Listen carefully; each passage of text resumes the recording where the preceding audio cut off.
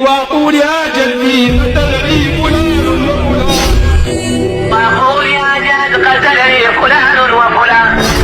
يا جد قتلني فلان وفلان. يا عمي لماذا هذا الكذب على الحسين عليه السلام؟ الحسين يقول فلان وفلان، يعني الحسين يخاف حاشاه؟ يعني صاحب الكتاب كتب فلان وفلان لأن في ذلك الوقت قد استخدم التقية، ولكن بالحقيقة ماذا قال الحسين؟ خلي بالك وياي. قالوا فوقف عليه السلام يستريح ساعة وقد ضعف عن القتال، فبينما هو واقف إذ أتاه حجر فوقع على جبهته فأخذ الثوب ليمسح دم عن وجهه. أخذ الحسين يمسح الدم عن وجهه، فأتاه سهم ثاني محدد مسموم له 3 شعب، هيك السهم يصير، فوقع السهم في صدره وفي بعض الروايات على قلبه. فقال الحسين عليه السلام بسم الله وبالله وعلى ملة رسول الله، ورفع رأسه إلى السماء وقال إلهي إنك تعلم أنهم يقتلون رجلا ليس على وجه الأرض ابن نبيه غيره. ثم أخذ السهم فأخرجه من قفاه فانبعث الدم كالميزاب، يجري الدم، فوضع يده على الجرح فلما امتلأت رمى به إلى السماء فما رجع من ذلك الدم قطرة، وما عرفت الحمر في السماء حتى رمى الحسين عليه السلام بدمه إلى السماء.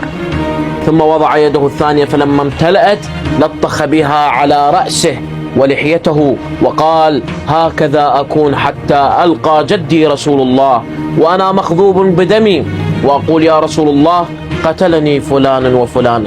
أما الصحيح فقال قتلني عمر وأبا بكر. فكلما أتاه رجل وانتهى إليه انصرف عنه حتى جاء رجل من كندا يقال له مالك بن اليسر فشتم الحسين عليه السلام وضربه بالسيف على رأسه. وقال الحسين عليه السلام وقد سأله رجل عن أبي بكر وعمر فقال والله لقد ضيعانا وذهبا بحقنا وجلس مجلس كنا أحق به منهما ووطى على أعناقنا وحمل الناس على رقابنا. وقال الإمام الحسين أيضا في رواية المنذر الثوري سمعت الحسين بن علي عليهما السلام يقول أن أبا بكر وعمر عمد إلى الأمر وهو لنا كله فجعل لنا فيه سهما كسهم الجدة، أما والله لتغمز بهما أنفسهما يوم يطلب الناس فيه شفاعتنا. عيب كافر خايفين، يعني مثلا ما يخالف أنا أتحمل هذا مسؤولية الكلام، أطلع انضرب طلقة أموت يقتلوني كذا عادي، شنو يعني إذا أنت أول تالي تموت، ما تموت بهاي تموت بهاي. وإحنا نقرأ بالدعاء اللهم ارزقنا قتلا في سبيلك، إيش محلات هذا القتل؟ فلم يموت بالسيف مات بغيره، على شنو هذا الخوف؟